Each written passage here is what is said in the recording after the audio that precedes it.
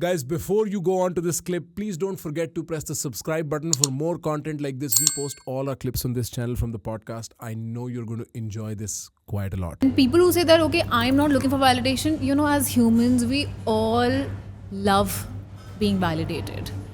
So if it comes from the family, then you don't care about Outside. the world. Yep. Carry on. And in fact, I feel like people who say I'm not looking for validation are looking for the most amount of validation. Yeah. It's an anti-signal, ना? Yeah. जैसे लोग वो नहीं होते जो झोला पहन के निकलते हैं, उनको लगता है कि हम फैशनेबल नहीं है, but they want to be appreciated for their anti-fashion. Yeah, exactly. Yep. Yeah. So it's a form of anti-signaling कि मेरे को तो validation नहीं चाहिए, but इस बात का validation नहीं कि मेरे को validation चाहिए. हाँ. Yeah, I mean, I feel like my theory on actors is actors very early on understand that there is some magic to people clapping for you, and so they're 100%. willing to play a part for those claps. And it's a form of validation seeking that has found a creative outlet. The reason people are performing, whether it's on stage, whether it's, of course, on camera, to 100%, but we are all doing it. Yes, we are passionate about it, we like it, but we're also, what keeps us motivated is the validation we are getting from people or from our peers or from the industry, from anywhere.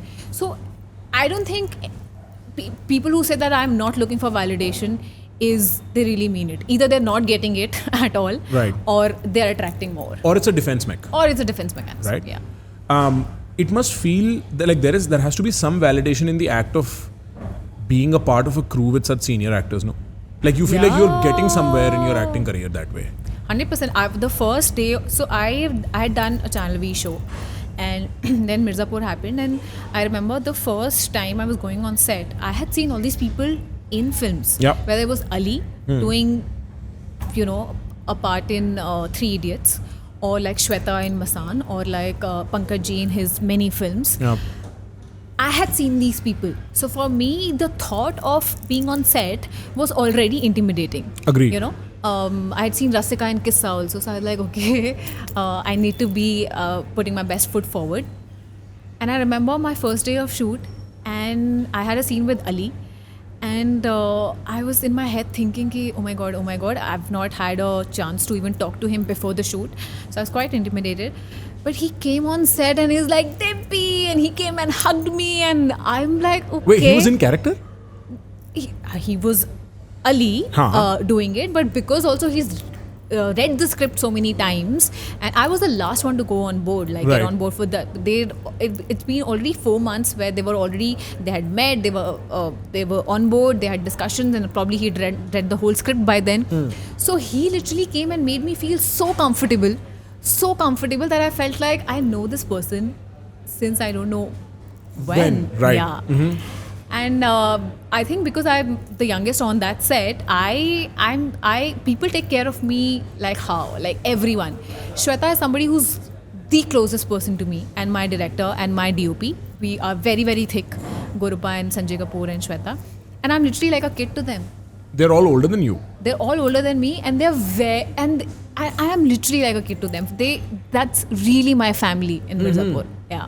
And is that true for you in Bombay? Like that's your close circle in Bombay? Yeah, that's my closest circle in Bombay. That's the people you go to when you have a problem? 100%. I mean, I don't have to even think. I can call any of them at any given time in the day or night, and they'll be there for me. That's super cool. Yeah. Because you're working with them, you're building probably one of your biggest projects. Shweta is my real life inspiration. After my dad, who I feel that I look up to him in so many real life things.